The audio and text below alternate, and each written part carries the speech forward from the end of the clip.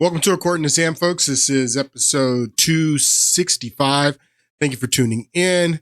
Hope you guys had a great weekend. Happy Monday. Starting to feel like fall. Getting a little bit of that cool weather, at least in Southern California. I'm sure wherever you are, you're feeling it too. I was going to try to do one podcast, one show today covering all of Donald Trump's cabinet picks and the controversies surrounding them, what I think Donald Trump is doing with these cabinet picks. But I mean, there's too much. There's too much on each of these, and Donald Trump is, I mean, he has won the election.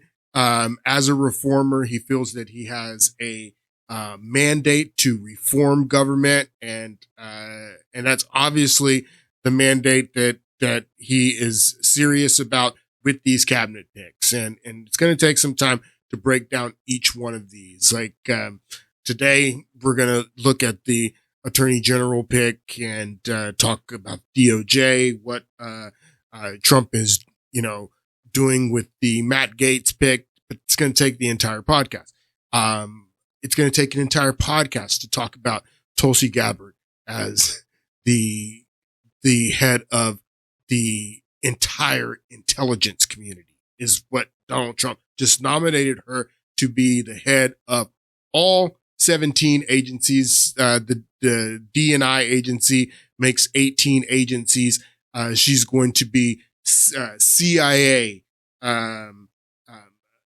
NSA, FBI, Defense Intelligence, State Department Intelligence. All the intelligence agencies are under Tulsi Gabbard. It's going to take me an entire podcast to talk about why Donald Trump did that and what she's going to bring to the table, and why she's making people nervous. People like John Brennan are coming out. I don't want to get into that. It's going to take an entire podcast. It's going to take an entire podcast to talk about Robert Kennedy heading the HHS. I mean, there's a lot to get into. But today we're going to talk about Matt Gaetz. We're going to talk about his appointment to the Justice Department. I want to start by talking about this new narrative that is going around in left-wing circles. And the narrative is, because they're still counting votes, and they're saying now that the percentage of Donald Trump's popular vote win is not significant enough. He won the popular vote, but as the more votes are coming in, the percentage of his popular vote is less than what we thought. So he doesn't have a mandate now. They're saying that Donald Trump doesn't have, there's no mandate because although he won the popular vote, the percentage that he won the popular vote is not significant enough. I'm sure, I haven't even looked into this, but I'm sure many of these votes that are cutting into that percentage are coming from the state of California. Sure of it. But what are they doing? Why are they presenting just this narrative now and saying that Donald Trump doesn't have a mandate, that his percentage of the popular vote wasn't strong enough to give him a mandate, which is ridiculous. How can Donald Trump not have a mandate to change things when 7 in 10 Americans believe that the country is on the wrong track? Of course there's a mandate, but the reason that they're saying this and using this narrative now is because they're having trouble building a resistance. There's not the same appetite for resisting Donald Trump as they had back in 2016. You remember when, on the day that Donald Trump was inaugurated, you had all this Antifa violence there in Washington, setting limousines on fire, breaking the windows of the Starbucks, all this violence that took place in Washington during Donald Trump's transition. Donald Trump's transition into the White House was a violent transition. You had the next day, the pink pussy hat march, the women's march. There was a fervent, and especially because Hillary Clinton had won the popular vote. I mean, that was part of the narrative that allowed them to build up this resistance. She had won the popular vote, and Donald Trump had only been elected by the Electoral College and the Russians and Comey, so they were able to build this resistance. There's not the same appetite for resistance now in 2024, and that's why they're coming out with this narrative now that Donald Trump's popular vote win wasn't significant enough to give him a mandate, which is ridiculous. But I want to start the show with this clip from the Trigonometry podcast, and these are a couple of British podcasters, very popular podcast, and they're interviewing a woman who runs a PAC, a political action committee for Democrats to get Democrats elected. She was heavily involved in getting Kamala Harris elected, and she's on the Trigonometry podcast during a postmortem talking about what happened in the election where the Democrats fell short. And the host of the podcast here, Constantine, I want you to listen to what he says about resistance. This is a great show too. I recommend this entire podcast. You go and watching the entire hour of this discussion that they have, because they get into some very hard truths. But this is one of the hard truths that Constantine is giving Brianna, about how Democrats should be resisting in the wake of this election. Take a listen. We're not in 2016 anymore. That's right. In 2016, number one, Donald Trump hadn't already had a term in power. Number two, the media were very, very powerful. They're not anymore. Yeah. This election shows you Donald Trump could govern for the next 4 years and never pay attention to anything that the New York Times or the Washington Post or the LA Times write. He could do that, and he's not running for re-election. That's right. Right? And he has the House, the Senate, and the presidency. And the Supreme Court. And the Supreme Court. So if you want to put all of that together, yeah, this is not the time for a resistance 2.0 because nobody has to give a shit anymore. That's right. Nobody, I saw this I think in Seattle, they tried to have another one of these protests and you just got shut down straight away. Yeah. No one's going to put up with this bullshit anymore. How about the Women's March? Right. They just announced a Women's March. I was at the first one. I was thrilled to be there. Do you think I'm going to that one No. now that I find out, they're led by anti-Semites? Of course I'm not. Wow. The curtain has been pulled back on this strategy of identity politics in the way it's not about dignity for everyone. It's about an inverted hierarchy of oppression where every group is trying to get more power for themselves. Yeah. So this is what I tweeted, I think, the night of the election. The left needs a resistance now. That's right. And the resistance is you resist identity politics, you resist racial divisiveness, Yes. you resist anti-Americanism, Yes. you resist hostility towards the Western project, and you embrace freedom of expression, growth, right? Enough of this declinism, America's days are behind all of this crap, right? Yes, yeah. And if the left did that, then it would be interesting. So basically, resist anything that's not common sense, and embrace common sense. That's already Trump's platform. So basically, be Trump, is what he said. Don't be who you are and who you've been. Be Trump, because nobody likes you. So I just thought that was really interesting. Again, this was a very frank discussion. I do recommend watching this whole podcast, but that's not the resistance that a lot of other Democrats are looking to mount. But the appetite for the resistance, like I was saying, isn't there. It's not 2016 anymore. So I've been telling you how the MAGA movement, the roots of the MAGA movement were the Tea Party. And I was talking about the Tea Party caucus and how the Tea Party caucus in the House of Representatives became the Freedom Caucus. And in the last podcast, I made a mistake. I said that the Speaker of the House was a member of the Freedom Caucus, Mike Johnson. I assumed that Mike Johnson was a member of the Freedom Caucus, but I found this fact check. This was a tweet that Jerry Nadler's committee, this is the House Judiciary Committee, the Dems. So this is Jerry Nadler's committee, and he's was the chair. He's the ranking member. And they put out a tweet claiming that Mike Johnson was a member of the far right Freedom Caucus. So even Jerry Nadler's group believed that Mike Johnson was a member of the Freedom Caucus, but he's not. The community notes here on the tweet says Mike Johnson has been identified as an ally of the 118th House Freedom Caucus, but not listed as a current member. So Mike Johnson is not a member of the Freedom Caucus, but he considers himself an ally of the Freedom Caucus. So I was wrong about Mike Johnson becoming that Mike Johnson was a member of the Freedom Caucus. And I'm going to explain to you why I was wrong, because the very first chairman of the Freedom Caucus is this guy, Jim Jordan.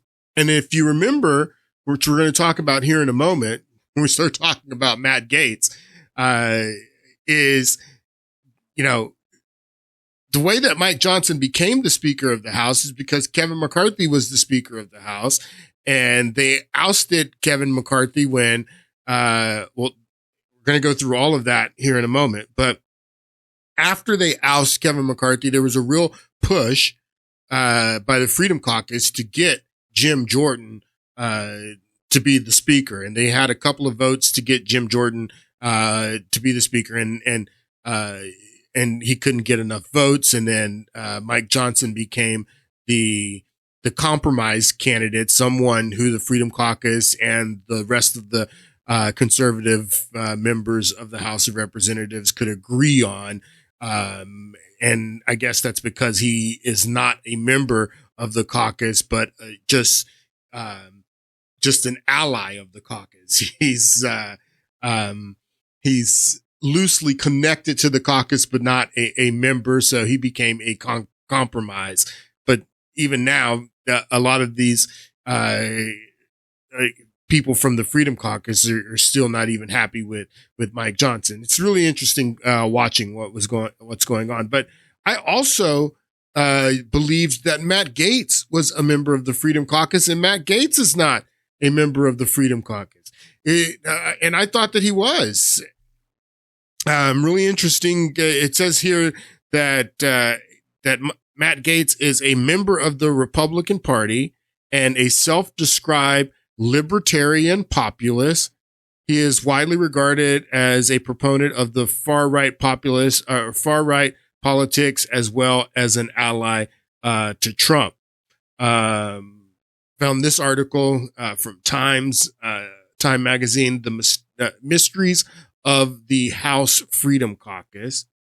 And there is talks about Matt Gaetz here. Today, there's about 45 Congress members are known to be members of the invitation only caucus. So you can only be a member of the Freedom Caucus by invitation. So 45 members of the invitation only caucus, and 45 members. This is a tenth of the Congress. There's 435 members of the Congress. Is a little bit more than a tenth of the Congress is the Freedom Caucus, but they might not be exactly who you think. Notably, Matt Gaetz of Florida, though often associated with the caucus, is not a member. His office confirms. Nevertheless, Gaetz team up with many caucus members to oppose McCarthy as Speaker in January. Does little to beat back the perception that he is allied with the group. On Friday, Gaetz appeared at a press conference staged by the Freedom Caucus. calling himself a Freedom Caucus admirer. So Matt Gaetz is not a member of the Freedom Caucus. He's a Freedom Caucus admirer. Something else that I want to point out before we get going and I start laying this stuff out is there's something going on with these Florida guys. Donald Trump is a resident of Florida. Matt Gaetz is a congressman from Florida. Donald Trump has just nominated Florida Senator Marco Rubio to lead his State Department. What's the other? Rick Scott, who's the other senator. He was the one who was in contention to be the new minority leader with John Thune, and the Senate elect John Thune in a secret ballot. They don't want you to know. There's a lot that's going on here that I'm going to get into. They did that in the secret ballot, but it was between him and Rick Scott, who's the other senator of Florida. So there's a lot going on with these Florida boys is what I want you to understand. Gaetz from Florida, Rubio from Florida, Trump from Florida, and the governor of Florida, you should know, he was in the House of Representatives back in 2018 when he left the House of Representatives to run for governor of Florida, and he was also a member of the Freedom Caucus, Ron DeSantis. All right, so let's get into talking about Kevin McCarthy and why Kevin McCarthy was removed. Matt Gaetz had a large role in removing Kevin McCarthy as Speaker of the House when Mike Johnson became the Speaker of the House. Now, again, when they remove Matt Gaetz working with members of the Freedom Caucus, first of all, when Kevin McCarthy, you remember when Kevin McCarthy became Speaker of the House, how many times they had to vote and to get him over the line to become the Speaker of the House. And that's because members of the Freedom Caucus were putting up a fight. They didn't want Kevin McCarthy to be the Speaker of the House. But if he became Speaker of the House, they put this stipulation in that it only took one member of the House of Representatives to call for a vote for him to be removed from Speaker of the House. And that one person, when it came down to this, was Matt Gaetz. Says here on October 3rd, 2023, the United States House of Representatives voted to remove the Speaker, Kevin McCarthy, Florida, through a motion to vacate filed by Matt Gaetz. So Matt Gaetz was the lone person to call for a vote for McCarthy to vacate, and they get rid of him. It says right here, in the 118th Congress, 2022, formed by a narrow majority, Republicans in the House of Representatives, the Freedom Caucus, most conservative congressional caucus of the Republican representatives, secured the majority of these seats during the speakership election. So McCarthy faced significant opposition within the Republican conference. I think there was, let's see what it says.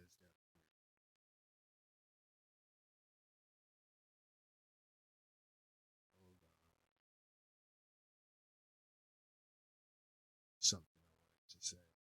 Removal of Kevin McCarthy from Speaker of the House. Again, this is what I just read. Resolution to oust McCarthy from his Speaker. Later negotiation with Democrats. Okay, that's what I wanted to say. That from his role as Speaker of the House of Representatives after the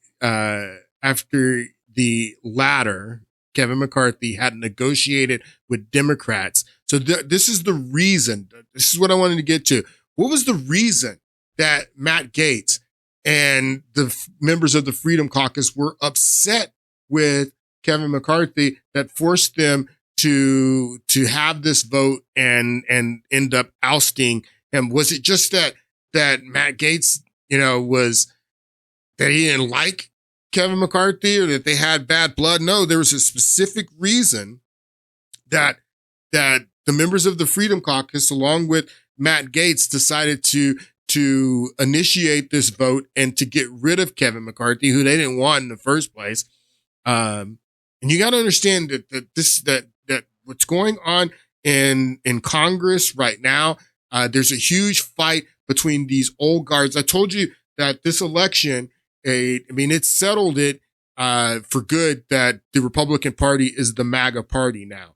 But those remnants of those old school neocon Republicans still remain in Congress.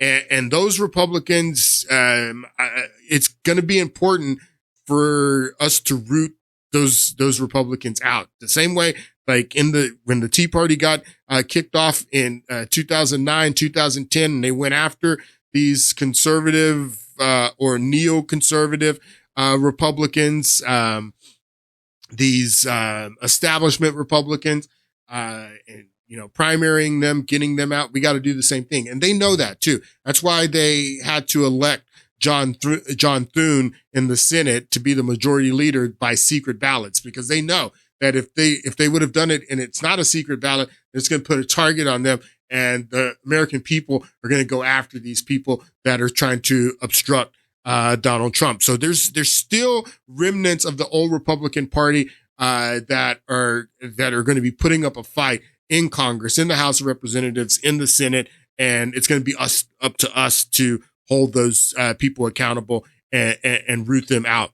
But McCarthy was working with the Democrats to negotiate a debt ceiling negotiation. So this is what prompted Matt Gaetz and the Freedom Caucus to get upset with McCarthy, because he does a debt ceiling deal with Joe Biden by himself. Kevin McCarthy goes to the White House, meets with Joe Biden and Joe Biden's budget people, and they negotiate a budget deal and a debt and they raise the debt ceiling limit to, there's no limit basically, and until they have this debate again next year, in the first quarter of next year. I think in April is when the debt ceiling. So Kevin McCarthy gives Joe Biden a zero limit on the debt ceiling for 2 years. They do this budget deal, and Kevin McCarthy knows that the Freedom Caucus members in the House of Representatives are not going to vote for this deal. They have a slim majority, so he knows he's going to need Democrats to get this passed. So he does this deal with Joe Biden to raise the debt. Now, what's the major contention of the Freedom Caucus, which was the Tea Party? Freedom Caucus came out of the Tea Party, and the major contention of these caucuses and of this group and of this populist movement is the debt and the deficit and the taxes and fiscal responsibility. So that's why, that's who the Freedom Caucus is. That's who the Tea Party is. So that's why they were upset with McCarthy that he would first of all, do this deal with Joe Biden alone. And then after he knows that this deal is not going to sit well with a major part of his caucus, the Freedom Caucus, that he's going to use Democrats to get it across. That's what angered Matt Gaetz. That's what angered the members of the Freedom Caucus. And that's why they moved to oust him. That's something that you got to understand. This is the deal, and the date on this was in May of 2023 when Joe Biden took Kevin McCarthy to the woodshed on this deal. I want you to listen to Lawrence O'Donnell from MSNBC break down how Joe Biden he got everything that he wanted. That this was something else that members of the Freedom Caucus were saying, that at least you could have gotten border security. You could have used this deal. If you're going to give Biden everything that he wanted, you could at least forced him to secure the border, which at this time, Joe Biden is still,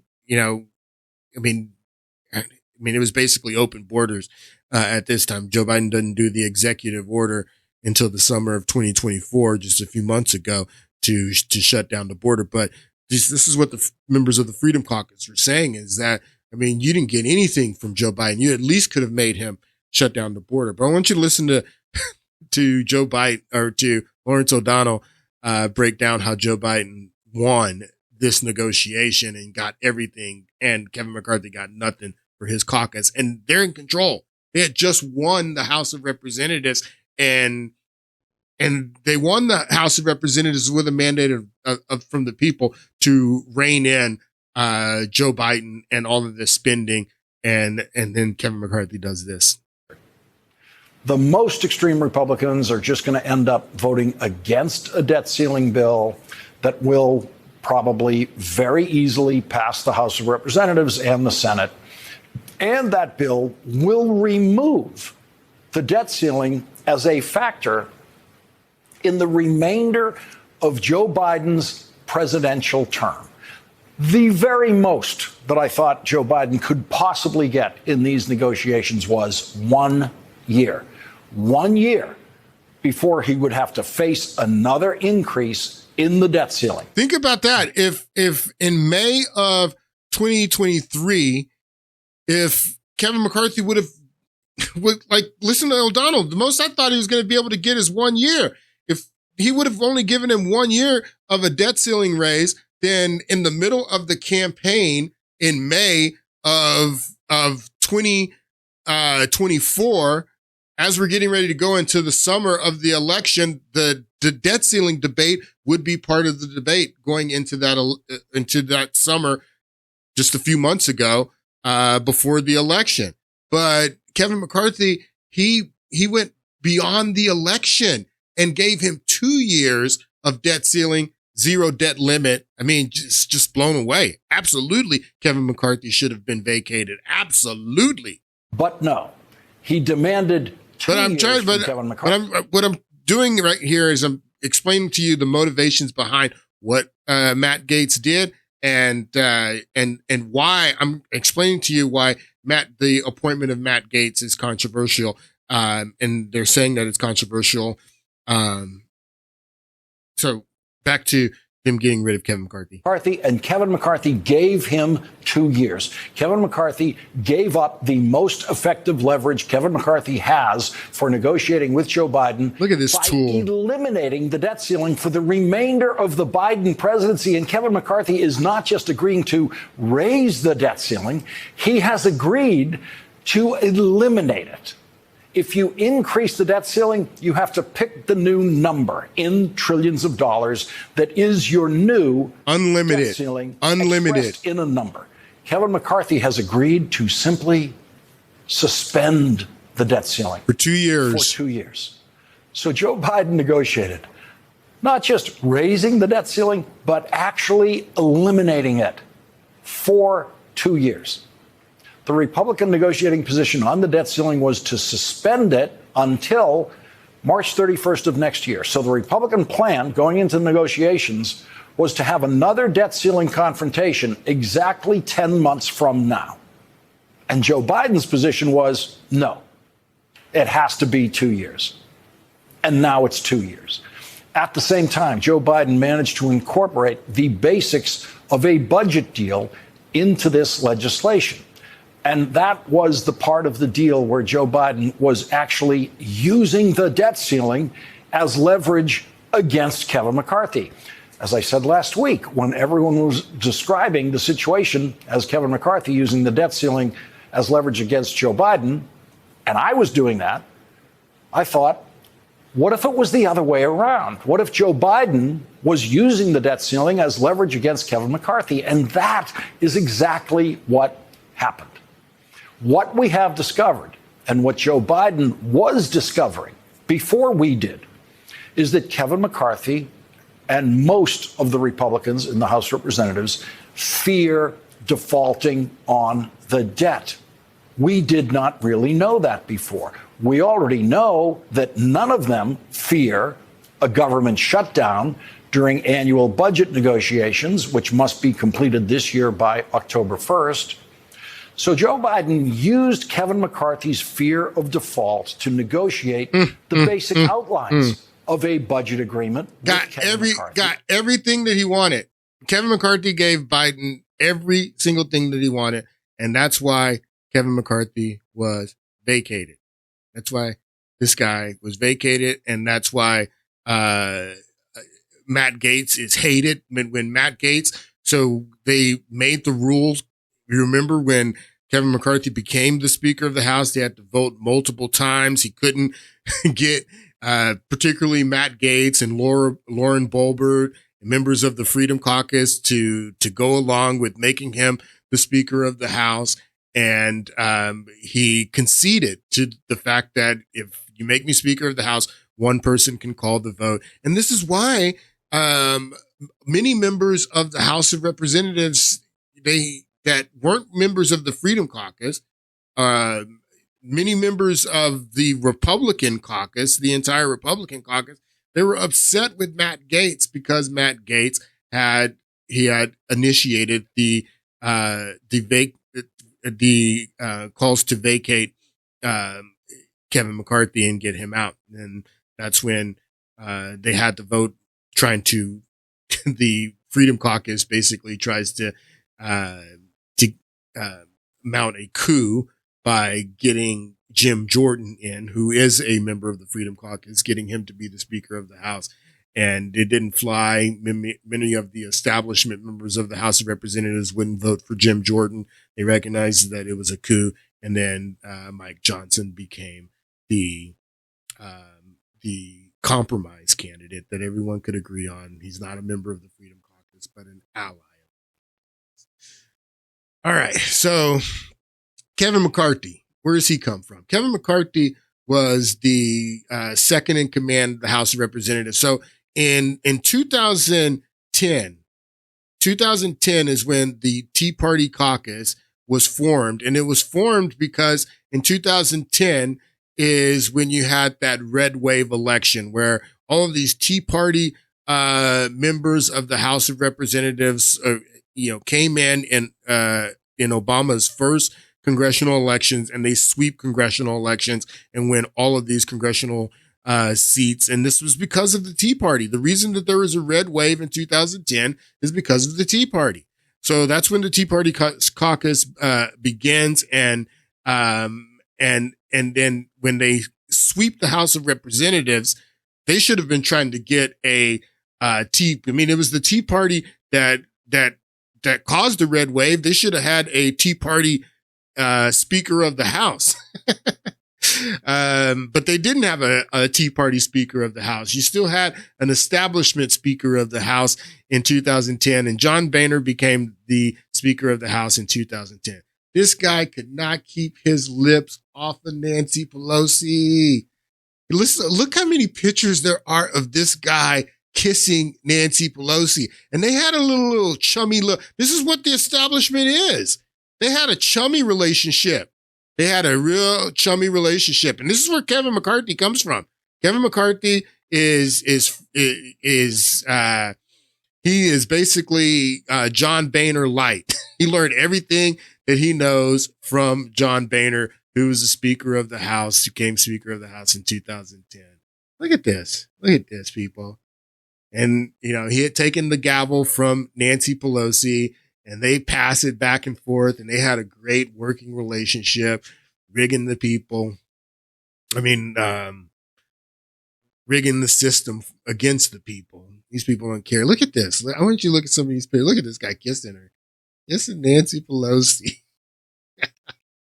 Oh, just kissy, kissy. Kissy, kissy. He can't keep his lips off of her. Look at this guy. Look at this. This one right here. This is at a portrait release for Nancy Pelosi as Speaker. Look at this guy. How many times are you going to be kissing all over her, bro? This is your leadership. This is the type of leadership that the Tea Party caucus and the Freedom Caucus are fighting against. They're not only fighting against Democrats, they're fighting against this type of Republican in the House of Representatives. It's also going on in the Senate. And we need to help the the Patriot members of the House of Representatives and the Patriot members of the Senate, the MAGA, Make America Great Again members of the House of Representatives and the Senate. We need to help them by primarying this type of representative and senator. We need to get rid of these people. This was at the portrait unveiling from where this picture is when he's kissing all over Nancy Pelosi. And watch this guy crying over Nancy Pelosi. And Madam Speaker, I have to say, my girls told me, tell the Speaker how much we admire her. Dude, he's talking about Nancy Pelosi. These are your leaders. This is your leaders right here. These are your leaders. This is what we're fighting. Tell the Speaker how much we admire her.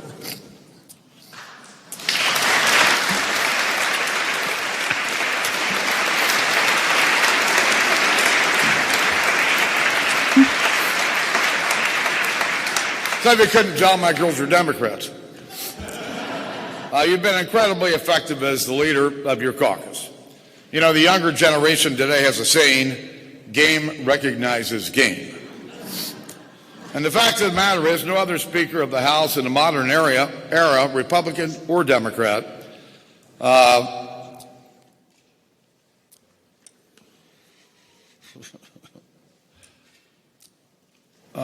has wielded the gavel with such authority or with such consistent results. Jeez. I mean, so Kevin McCarthy comes from this tree. This is where Kevin McCarthy comes from. Kevin McCarthy, Eric Cantor, Paul Ryan, they wrote this book back in 2010, Young Guns, New Generation of Conservative Leaders. Well, Paul Ryan, if you don't know, was Mitt Romney's running mate. And 2012, they explained to you what happened in 2012 with Ron Paul and how Ron Paul refused to endorse Romney and Paul Ryan in 2012. They end up losing, and there's a lot of bad blood between Paul Ryan and the Tea Party and the new populist movement that became the MAGA movement. This guy stayed in the House of Representatives, and when Trump is elected president in 2016, this guy's the Speaker of the House, Paul Ryan, when Trump comes in 2017. Paul Ryan sends Donald Trump his first omnibus budget to sign, omnibus bill that I don't know when I'm going to play the clip. I want to play the clip of the press conference that Donald Trump does when he signs the omnibus that Paul Ryan sends him. He says, I'm never going to sign another bill like this again, that this bill was loaded with stuff that I don't want to sign, but I don't have line item veto power. He asked them for line item veto power and says that there's a lot in here that I don't like, but I have to sign it because, they're holding the military and military funding hostage. So Paul Ryan was Speaker of the House when all that happened. Eric Cantor was one of the Republican leaders when John Boehner was the Speaker of the House. He was, these young guns, the reason they wrote this book is because this is the next generation of leaders in the Republican Party. Eric Cantor gets primaried. He gets primaried by a Tea Party candidate, and he loses his seat in a primary. And this is what I'm saying. We need to canter. We need to be doing that to a lot of these people. None of these guys are in Congress anymore. None of these guys have any political power. But Kevin McCarthy was the last of these young guns, and he ended up becoming the Speaker of the House. And we just, explained, these are the neoconservative turncoats that they don't care anything about the people. They're in cahoots with the Democrats. They both are part of, this little game that they play on the people. keep the debt going. These people are the people that we need to get rid of. And so none of these people are in Congress anymore, but some of the guys that you need to worry about are the mics. And I've done podcasts and I've talked to you about some of these guys that are still in the House of Representatives, that are still turncoats. Mike Turner needs to be primaried. Michael McCall this is Texas, people. This guy needs to be primaried. I'm telling you right now that these people represent the old guard Republican Party as much as Paul Ryan, Eric Cantor, and McCarthy, who are gone. Another one, Mike Turner, out of New York. These guys are the ones who are at odds with the members of the Freedom Caucus. These are the members that got angry at Matt Gaetz because Matt Gaetz initiated the vote to vacate Kevin McCarthy. These guys were all buddies with Kevin McCarthy, Mike Turner of Ohio, Michael McCall of Texas. This is Mike Turner. No, this is Mike. What's this guy's name? Hold on.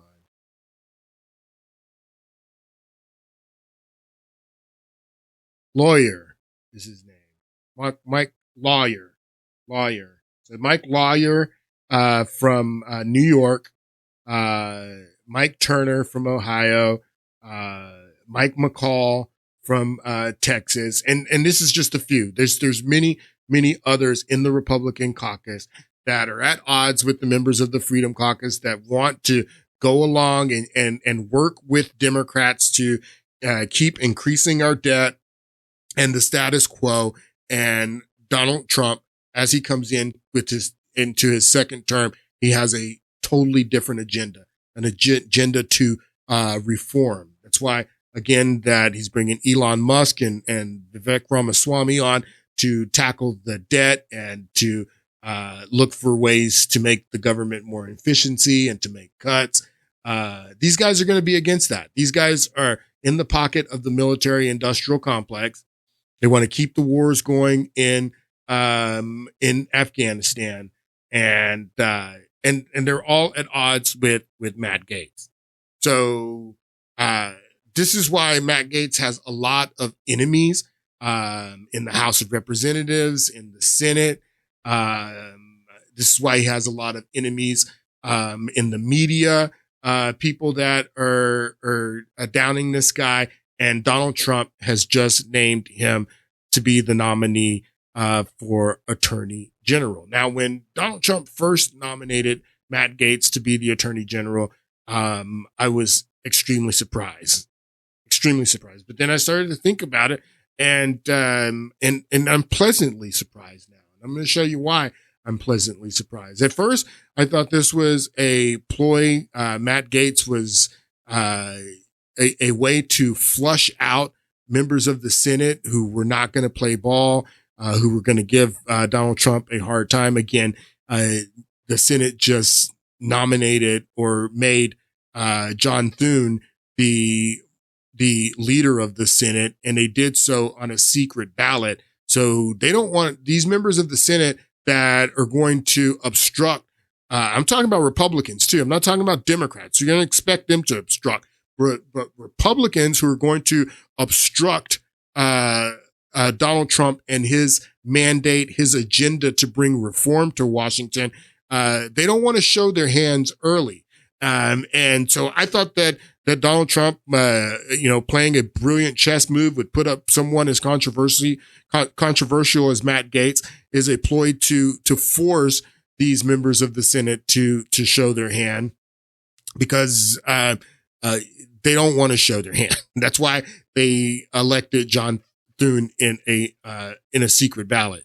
I think that they do a secret ballot, regardless when they elect the leader. It's not like they don't, but they won't be able to be secretive when we get into these Senate hearings and and they have to vote to either confirm or not confirm Matt Gaetz. That's not going to be secret, but what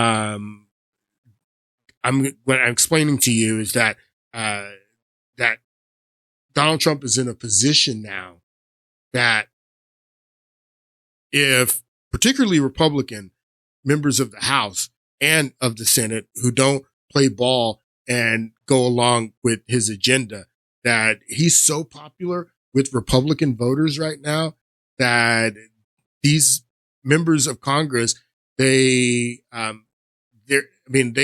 are basically in, like I've been saying, we need to primary these guys. We know who these people are, but they understand that too. And they're in danger of losing their job if they don't go along with Trump's agenda and the reforms that Trump wants to bring. And if anything, any word describes what Trump is doing with these cabinet picks, the word would be reform.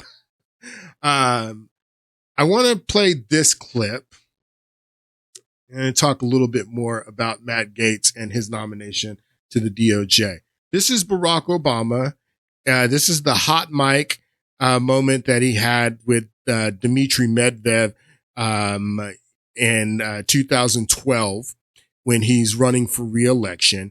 And he says on the hot mic to Medvedev that this is my last election. After this election, I'll have more flexibility. My last election, yeah. After my election, I have more flexibility. Yeah, I understand. I transmit this information to Vladimir and understand what. I'll transfer this information to Vladimir, is what. So Medvedev is in Vladimir Putin's inner circle. I forget where they were, somewhere in Europe, but Barack Obama has his mic on. He doesn't realize he has his mic on. He thinks he's being slick. And he's telling the Russians through Medvedev, he's telling them that this is my last election. What you and Putin want me to do, I can't do before the election, because if I do before the election, then the electorate is going to be angry with me and it's going to ruin my chances to get reelected. But he says that after this election, I'll have more flexibility. I won't be accountable to the electorate anymore, and there'll be more things that I'll be able to do. And Medvedev says, I understand. I'll transfer this information to Vladimir. You need to understand that Donald Trump's not going to have any more elections. Donald Trump has had his last election. This is his last term in office. And just same way that Barack Obama is telling the Russians in 2012 that after I'm reelected, that I'll have more flexibility in what I can do. Donald Trump understands that too, about him coming in 2025 opposed to when he came in 2027 or 2017. That he had to look at being reelected and how the reforms that he was going to implement are going to impact the electorate. Donald Trump doesn't care about that. Just like Obama didn't care about it and was telling the Russians he wasn't going to care about it. He had more flexibility after he was reelected. Donald Trump understands how important the position of Attorney General is to him now. And this is something that he didn't understand in 2016. I want you to take a listen to J.D. Vance on ABC Meet the Press with Martha a couple of weeks ago. This was actually before the election they got into this discussion. Trust and Senator, yes. I want to get to some other topics here on the Attorney General. Sure. You said on Friday that the most important person in government in a Trump-Vance administration, other than the president, is not you. It would be the Attorney General. Listen to that. J.D. Vance says the most important second in the administration isn't even the vice president. The most important second to the president of the United States is the attorney general, is what J.D. Vance is quoting. Martha is quoting J.D. Vance as saying. Earn back trust. And Senator, yes. I want to get to some other topics here. On the attorney general, Sure. You said on Friday that the most important person in government in a Trump-Vance administration, other than the president, is not you. It would be the attorney general. Why do you consider that the most important spot, the second most important spot? Well, one reason, Martha, is just public opinion. And what I mean here is that we really want the American people to believe that we have a fair and equitable administration of justice.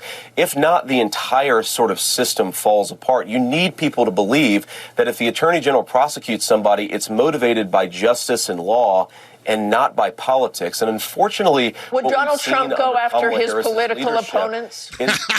I love that. I love that. He's trying to answer the question. She just cuts him off. Let's cut to the chase.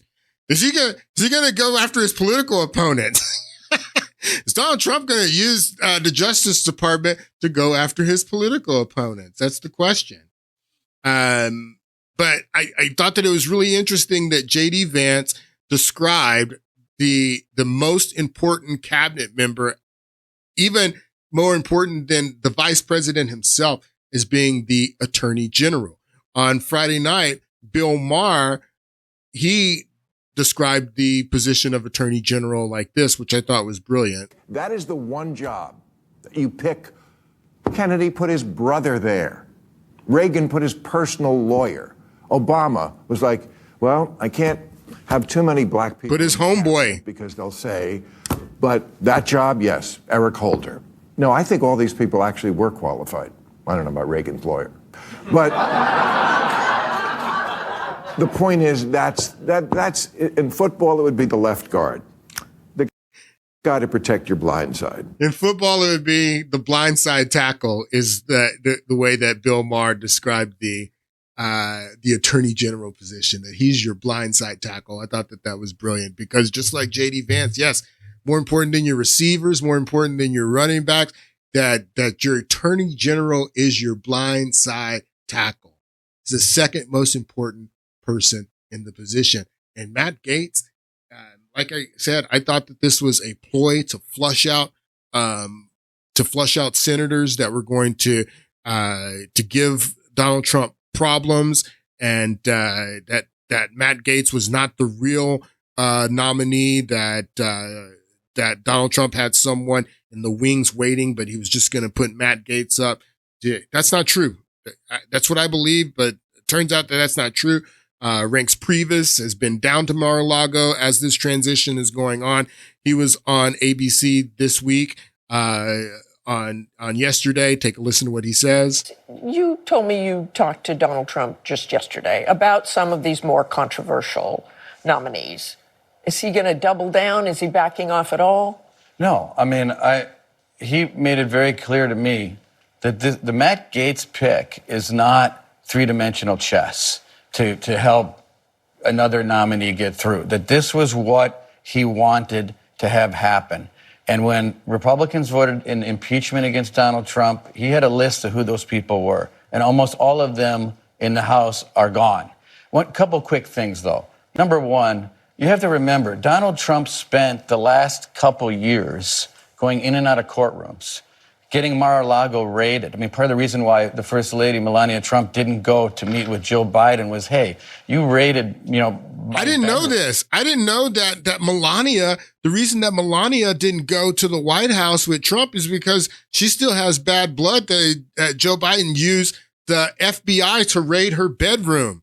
So she's like, I'm not going to go to the White House and make friends with this guy who sent the Gestapo to raid my bedroom. I didn't know that. Makes a lot of sense to me. Out of courtrooms, getting Mar-a-Lago raided. I mean, part of the reason why the First Lady, Melania Trump, didn't go to meet with Joe Biden was, hey, you raided, my bedroom. I mean, you came, you want me to have tea with you? So he spent that, and he feels like he's gone to hell and back 10 times. So this is also a big middle finger to the DOJ and the FBI.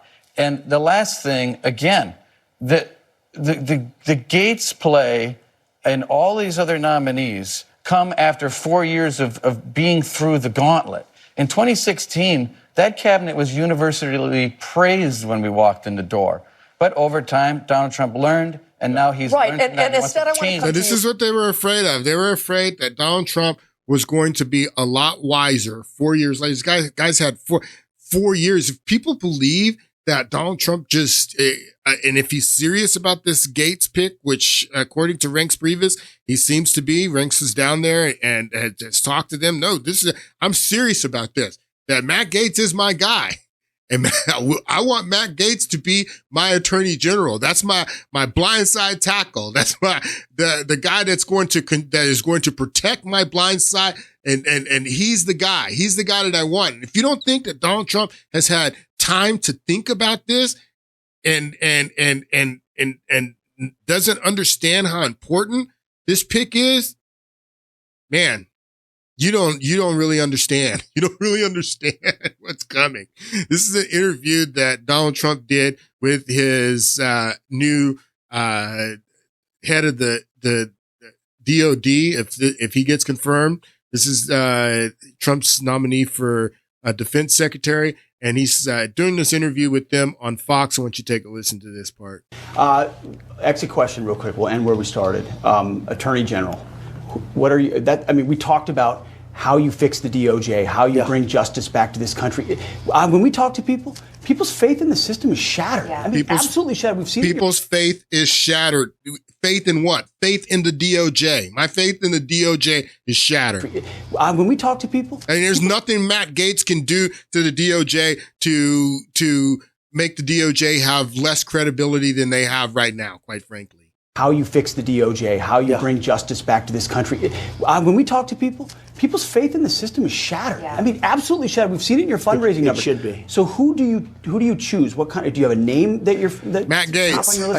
I do have a couple, and one in particular. But I made a lot of good choices. I got that one wrong.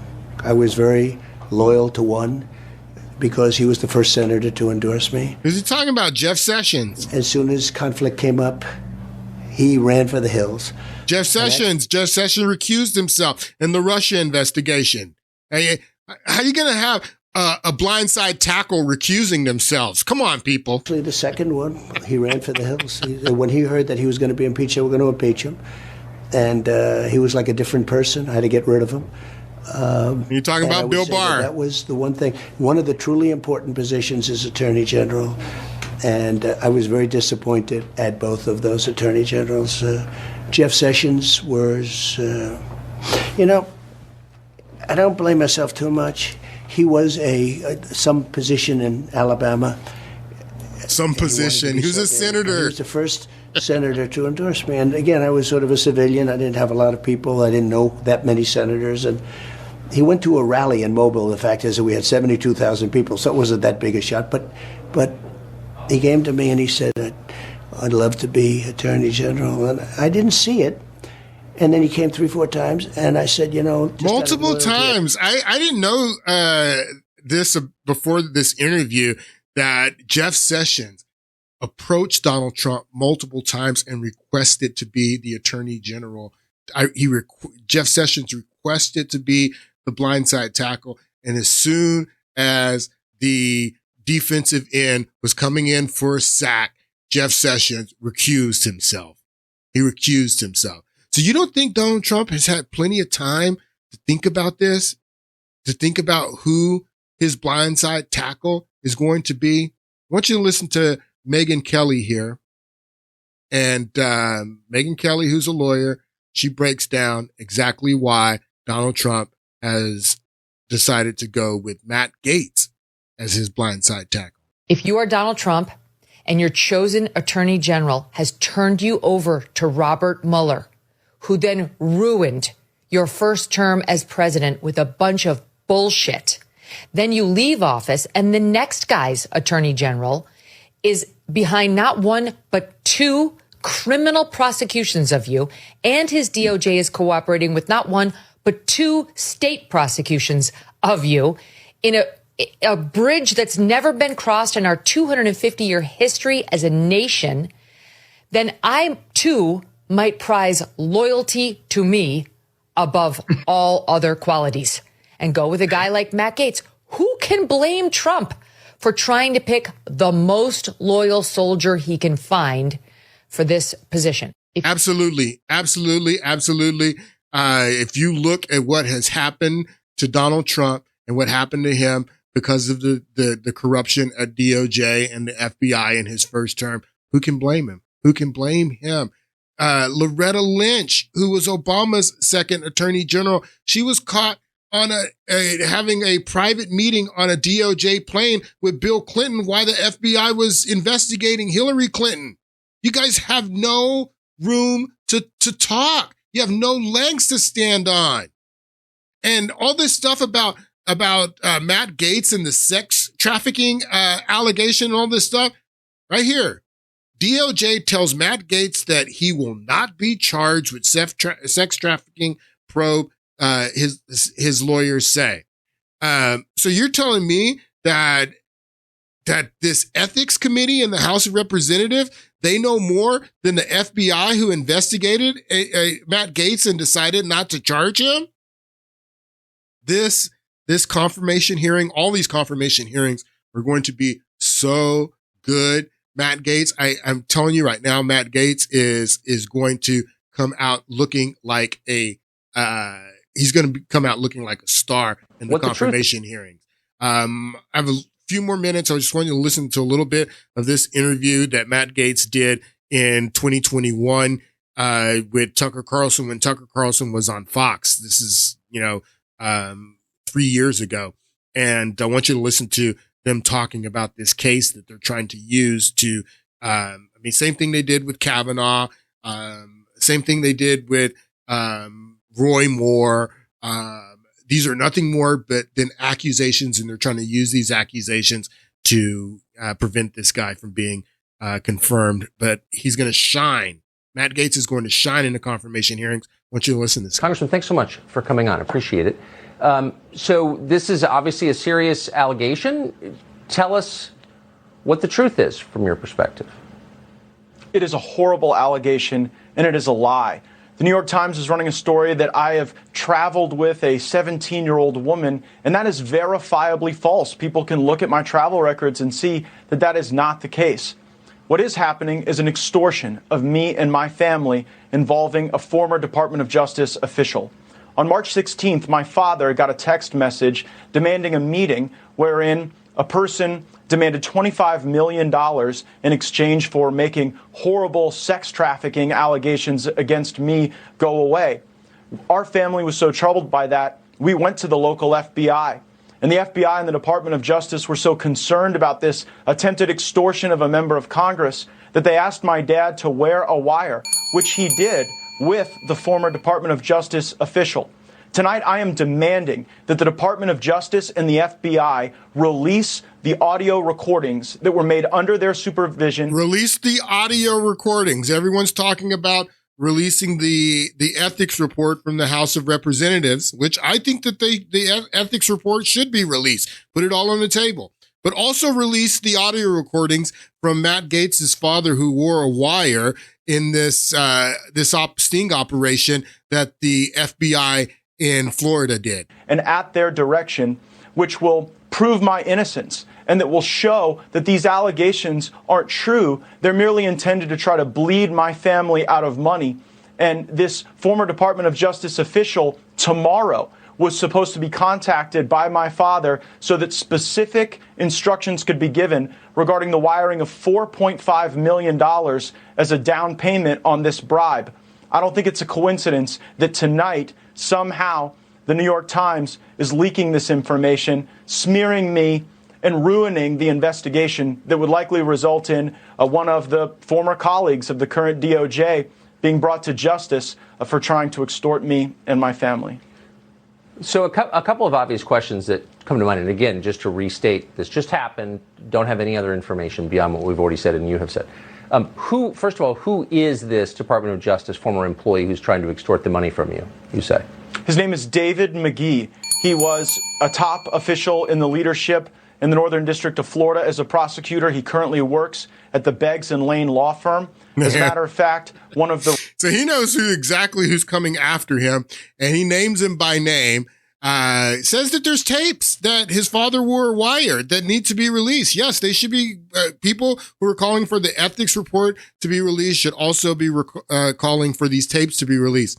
Last thing I want to mention is Deputy Attorney General. Donald Trump has nominated his attorney, who was his defense attorney in the case in New York, Todd Blanche, who's going to be easily confirmed.